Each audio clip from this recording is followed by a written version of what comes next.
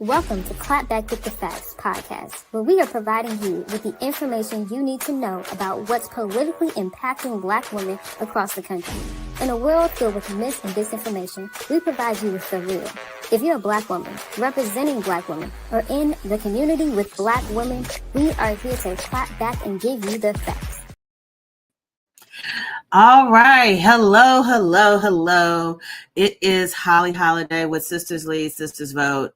And I've decided this year, because so many things are happening. I mean, literally so many things are happening, that it would be important for me to take a few moments every now and again, not on a schedule, to just kind of come on live and talk about things that are happening in real time.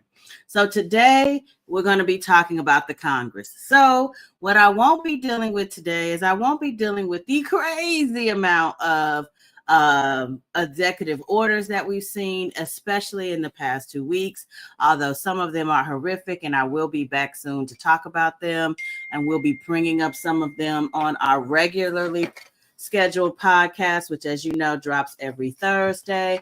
But today I'm going to really be digging into Congress. And why are we digging into Congress? Well, for one, we will be on a 2-week break. So after today's session will end, Congress will go on what is known as spring break. Very common, happens every year, nothing unusual about the break. But what is unusual is about the things that they have done up to the spring break time, and more importantly, the things that they have left undone. So a lot of it today is going to be about budget. I'm going to try to do a little bit of explainer, as well as kind of let you know where the lay of the land is, and give you some ideas of things that would be really helpful for you to think about expressing your advocacy on. So I'm going to get started with something that's near and dear to my heart, which is Washington, D.C. Washington, D.C.'s budget. So listen, you probably saw a few weeks back, I came on live again to kind of raise the flag about the continuing resolution. Unfortunately, the continuing resolution was towards the end of March. Congress needed to pass a continuing resolution in order to keep the government open. And you may remember, this is when we have been calling on particularly Leader Schumer in the Senate to not support cloture, which would give up the Democrats' right in the Senate to have a 2/3 majority and also limit their filibuster. So they gave that up. Of course, that meant instantly that the continuing resolution was passed. But one of the things that we were able to do in the meantime was to protect give a little bit of legal room to the protection. So in the original continuing resolution to keep the government operating, there was a provision that would have forced DC to cut its current, meaning right now, already happening, current fiscal year budget by $1 billion. By the way, this is not federal money. This is money primarily that is taxed by and paid for by the citizens of DC, by limiting how much it could spend of its own money to 2024 levels. Now, keep in mind, we already have passed a FY 2025 budget. But now, under what they were proposing, they were going to force DC to go back and spend at the same level that they had spent the year before, even though we are more than 6 months into the current year. Crazy time. So it is important to note here that the funds that we are talking about are not federal tax dollars, but rather funds that DC raises from its own residents and businesses. These funds specifically are used to fund things like schools, firefighters, child care providers, businesses, and many other services in the district. So listen, don't take it from me.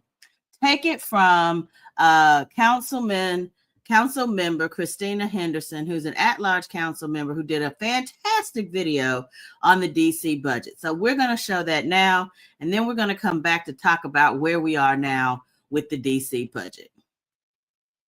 Hi everyone, I'm at-large Councilmember Christina Henderson. I have the proud honor of representing the entire District of Columbia. I also chair the Committee on Health.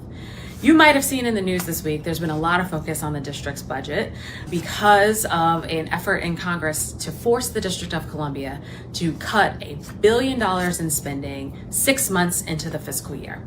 Now, I have been dealing with the DC budget for a very long time prior to being a council member. I also was a council staffer, so I've had some experience with this, but budgets, sometimes they can be complicated. And so I felt like perhaps we needed to do a little district budget 101, especially for folks who are confused why Congress is involved and what the impact of what they're asking us to do would be. So let's take a look. I'm not a teacher, but here's the whiteboard. So the biggest thing that we have to focus on is, first of all, how do we fund the district budget? What is it made up of? Because there are some people who are convinced that the District of Columbia is funded completely by the federal government, as though we are a quote unquote federal agency. We are not. If you take a look here, 55% of the district budget comes from local dollars. Local dollars. Only 25% of the district budget is coming from federal sources. And so what does that look like in terms of actual numbers? Local is $11.6 billion. $11.6 billion in local. Now, if you don't believe me that that is local dollars, let's look at how we make up that local dollars. 38% is from income tax. 25% is from property tax. 13% is from sales tax. And then we have some additional other sources here.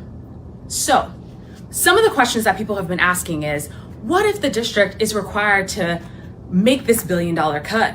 Where does the money go? Well, the money will actually just sit in our bank account because the District of Columbia will continue to collect income taxes. We will continue to collect property taxes, and we will certainly continue to collect sales taxes from folks who are coming to do business in the district and buy goods and services, but we won't actually be able to spend it on district services to help constituents and visitors who come here to the District of Columbia. And the impacts are devastating. 65% of the district budget is spent on 3 things: public safety, public education, and human services. Let me say that again. 65% of the district budget, public safety, public education, and human services. The mayor likes to say we thought these were joint priorities between ourselves and the federal government. But unfortunately, if this continuing resolution is allowed to pass without changes to the language to allow for the district to continue to spend at its current spending levels, we will have to cut in each of these three buckets in order to make the math work. There's no way for us to cut $1 billion in spending without touching public safety, without touching public education, and without touching human support services. And what's so sad about that is, once again, we're talking about local dollars that are just gonna sit. And so this is part 1 of DC Budget 101. All right, so here's what I want to make sure that we get from this. Understand that, again, we're talking about our current budget.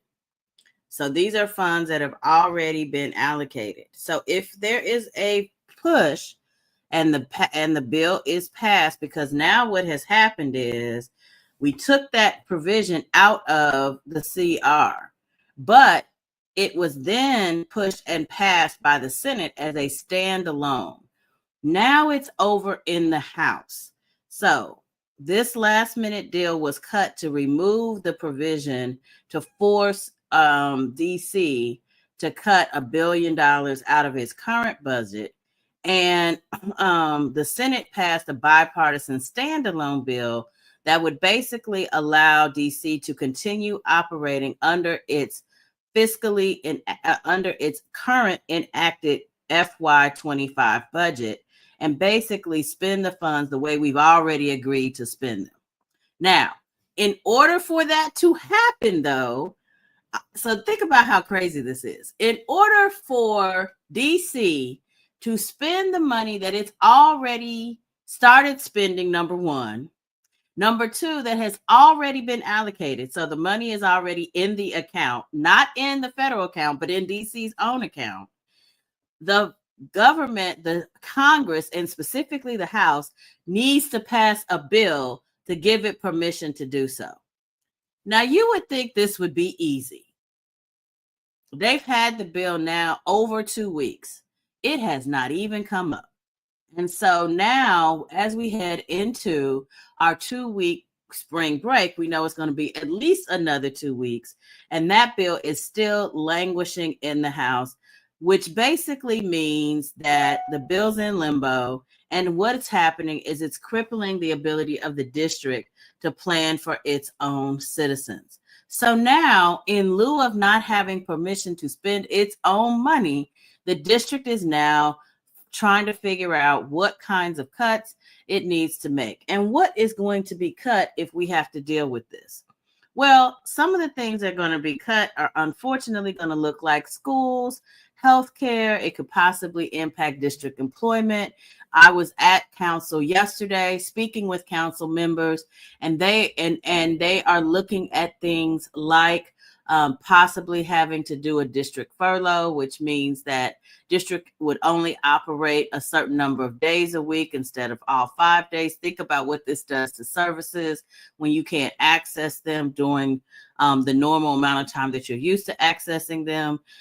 Again, could deal with how we are supporting healthcare and, of course, schools. And in case you want to see a better breakdown of how the money is being spent in the district, follow Council Member Christina Henderson on Instagram, and you will see that she breaks down really in a great way how it is absolutely crazy. I see you, Meredith. Yes, it is absolutely crazy, but she breaks down basically all of the things that could be cut. So this is really a problem. It is a huge problem. And while the district and the more than 700,000 residents of the district, not to mention the business owners who operate in the district, kind of are caught in this limbo for some indefinite amount of period, guess what's happening? Congress is going on vacation. That's what's happening. Congress is going on vacation. Someone is asking, thank you, Meredith. I'm going to put your question up about, is this a pilot to see what they can do in other cities? Possibly. Now, DC is unique because it is not a state. So yes, shameless plug for DC statehood.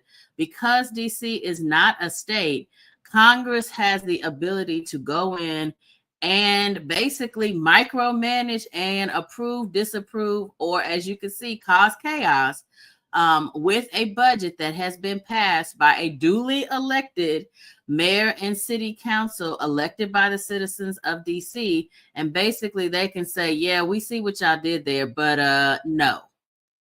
And that then, and as you know, because DC is not a state, they have one congressional member who doesn't even get a vote. The most that she can do is vote in committee. But when it comes to an actual vote on the floor, our congressional member, or as they're known as delegate, doesn't even get a vote in the final say. So yes, why is this important? Because let's face it, the Republicans are using this tactic to leverage to leverage and to negotiate bad deals for the rest of the country. So they put us in a position where people here, Congress, is having to choose between bad deals for the country and bad deals for DC. And here's the truth. They're writing bad deals for everybody. It's just a false choice. So we really need citizens to step up and bring attention to this, which is why I am here trying to provide information for you all. Now, here's the other truth. DC is about the more than 700 residents that live in DC, but it's also a huge stabilizer for the region. The region meaning Maryland, Virginia, even North Carolina, all the way up to the East Coast. what happens in DC absolutely impacts what happens in this region.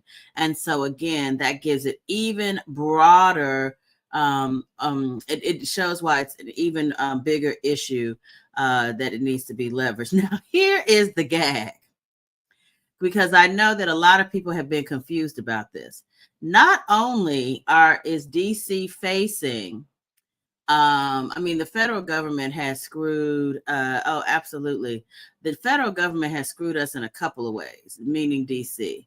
So not only are they playing with how we should be managing our current budget and requiring us to go into a situation where we can't pay our bills, can't pay our employees, can't cover our costs that we've already allocated for, while that money just sits in the bank. So the money is there, but we can't spend it. But at the same time, they have impacted through all of their erasure of federal contracts, federal agencies, firing and termination of federal employees, many of whom live right here in the District of Columbia, has had a dramatic also. So now we have the $1 billion in current revenue. Now let's talk about future revenue. There's another $1 billion at stake. Why? Because all of this craziness that they've been doing with the federal government has cost DC incline over the next 3 years of another $1 billion. So we were already looking at how we were going to be making up in DC additional revenue because of the crazy things that are happening. We'd already been impacted also on the revenue side. So now they're coming for us $1 billion on the spending side, and then another $1 billion in loss of revenue. Earlier this year, DC's financial officer reports that local revenues in DC are expected to decline by more than $1 billion over the next 3 years, largely due to federal layoffs that are steep enough to throw DC into a mild recession just from that. So just taking it over. So here's the silver lining, though. A little bit of a silver lining. If they fail to pass the bill in the House that will continue to allow DC to operate at current funding levels, what will happen? Because as Councilmember Henderson just told us, that money's just going to sit in the bank, which means that at the end of this very stressful period, we're actually going to end up with what? $1 billion surplus. So they take us through hell for us to end up with a surplus. And potentially that surplus may then be, may help with offsetting the decline in revenue. But rather than allowing us, hey, Deborah, rather than allowing us to just allowing DC residents to deal with and manage their own fiscal health, which, by the way, they have done an excellent job of. They have a high bond rating. They are known as one of the most fiscally sound cities, responsible cities in the country, and yet Congress is mucking around with them. So here's the takeaways. One, encourage your congressional members when they are home, and they will be as of tomorrow because they'll be on spring break, to pass the bill that allows for DC to maintain its current funding at its current levels for its current fiscal year. We need the DC budget bill to pass. That's a key takeaway. Ultimately, what we really need is we need for DC to become a state, but let's deal with the first things first, and we'll continue to push for the long things next. What else has Congress been up to? Well, today, that's right, today, they've also decided to muck around with our voting rights once again. And I call this is under the Safeguard American Voter Eligibility Act, or as I like to refer to it, how Congress solves problems that don't even frickin' exist. Well, what they are seeking to do is to conquer and battle the massive voter fraud that they believe has existed in the last election. And while I wish we could point to fraud as to why we have the situation we have now, the reality is that there is no evidence of any type of widespread voter fraud. And in particular, there is no evidence that people who are non-citizens have voted in any of our elections, not our local elections, not our national elections, not our state elections. This is what you would call fake news. So this is a problem that we don't even have, but yet Congress is spending an inordinate amount of time trying to solve a non-existent problem. So what would the SAVE Act do? The SAVE Act would require all American citizens that are registering to vote or updating their registration to present information that they are in fact citizens. For most Americans, this means that you would need to either present a passport or a birth certificate. And let's be clear, again, this is not even a problem. Here's the gag.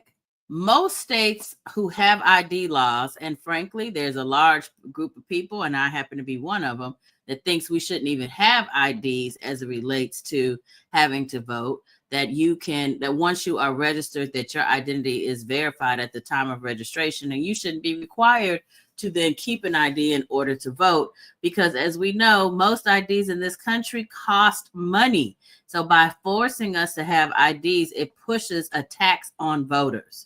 However, I digress, because even if you had a driver's license, including the real ID driver's license, which they have now forced all of us to get, or even a military ID or a tribal ID, that is not enough to verify your citizenship.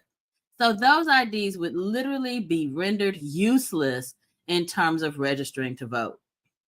Essentially, this would mean that the responsibility to verify a person's eligibility to vote would be shifted from election officials and the government to us as citizens. We, instead of assuming our citizenship or understanding our citizenship based on our current ID, we would have to bring additional documentation to verify that we are in fact citizens. Again, nobody has put forth any widespread effort that we have immigrants or migrants trying to vote in our elections. That's not even happening. But yet, here we are. The reason that this is important is, one, it puts undue pressure on people, on us as individuals, to prove our right to vote.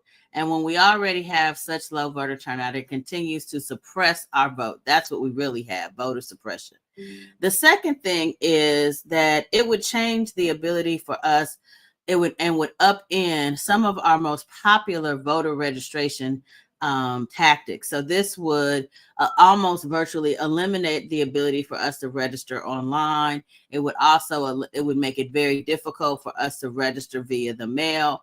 And let's face it, if you are a nonprofit who's been engaged in voter registration, you can forget it, because you would have no ability to verify citizenship by third-party registration, because you simply would not have access to the information. So all of this is really a huge ploy to limit the amount of people who not only are voting, but again, suppressing eligible voters from being able to vote. And the more tactics they throw at us, the more it ensures, because this tends to impact progressive voters more than conservative voters. So what they're really doing is impacting our ability to elect people who represent us. And let's face it, if you are a non-white person like I happen to be, it's going to dramatically impact your community, who are less likely to have access to things like, a passport. So this is very important. Unfortunately, it will likely pass the House today. So please note that when the Congress comes back off vacation after having upended democracy, wreaked havoc with the DC budget, we're going to need to get to work and remind them of what they need to be doing to protect democracy. And then the last thing I want to deal with today, because this sometimes I think is a point of confusion, and we are at this inflection point right now, is the debt ceiling. So let's talk about U.S. debt. Well, quite simply, the Constitution grants Congress the sole authority to borrow on behalf of the United States. It is the executive's branch responsibility to execute that borrowing. Now, the debt ceiling was created to set a limit on how much the Treasury, i.e., the executive branch, can borrow, and to ensure that we are only borrowing at a level in which we can honor our commitments. If our debt ceiling is does not meet the responsibility of the amount of debt held, then it means that the Treasury is not able to execute on those borrowers, which limits the Treasury's ability to pay our nation's bills on time. And just like in our own households, when we don't pay our bills on time, we suffer dramatic, and I can't even underemphasize this, dramatic credit debt. But why the hell do we care about that? Because it ain't our debt, it's the country's debt. Failure to not pay attention to this, though, could lead to default and literally have catastrophic consequences, not just on Americans, but on the global economy. Think about this. In 2011, Republicans led the Republicans' delay in addressing the debt ceiling led to the first ever downgrade and increased borrowing of about $1.3 billion. And it took us decades in order to right set our credit rating and improve our financial stability. So here we go again. Now, at the end of the day, raising the debt ceiling in and of itself is not really my sword I'm prepared to die on. But what I am prepared to die on is, why the hell are we raising it? So I want to show you this graphic to talk about because we raised the debt ceiling under Biden as well. So here I want to show you, why are we raising the debt ceiling? Well, under Biden, we raised the debt ceiling to help cover basically what amounted to the American Rescue Plan. Now, keep in mind, this allowed us to expand healthcare coverage. The American Rescue Plan allowed us to ensure that we were able to come out of COVID. So this helped to pay for things like COVID testing, COVID vaccines. It allowed us to create, and by the way, one of the few examples of the United States government closing an equity gap. When we started COVID, as you remember, under President Trump, we had a huge gap in the deaths per 1,000 that dramatically impacted Black people. But under Biden and the American Rescue Plan, literally within 2 months, that gap closed, meaning that there was virtually parity between the people who were dying from COVID, and that race was no longer a factor. Why? Because they used data and put out services that were distributed based on need. What a thought that we would do that. Well, what does Trump want to do? Well, what Trump wants to do with his money is basically create tax cuts for the wealthy. Who is wealthy? I'm not talking about the people who earn $1 million. I'm not even talking about the people who earn $50 million. I'm talking about those billionaires. You know who they are. Some of them are tech bros, as you've been seeing on the internet. Yeah, those people. So in order to give them more tax breaks, and not just continuing the current breaks, but even give them more, they want to reduce social service programs, which would then send our debt up to $8.4 trillion, forcing us to raise the debt ceiling. Now, again, the issue isn't just about raising the debt. The issue is about, why are we going into debt? And my point is, I don't want to go into debt to help give billionaires even more freaking money. I don't want to go into debt and sacrifice important programs. You can take that down now. Important programs that help to service and protect everyday Americans. I don't want veterans benefits to be cut and Medicaid to be cut. And Lord knows we don't need to close the Department of Education, all in the name of giving billionaires more money. That's ridiculous to me. So that's what Congress has been up to, basically wreaking havoc with the District of Columbia, looking for increased ways to take away our voting rights and wreaking havoc with our economy in order to pay billionaires. What can I say? They're on recess now, so for the next 2 weeks, nothing new from them. But boy, do we need to be fighting. And if they're home and you see them, let them know how you feel about the work they've been doing so far.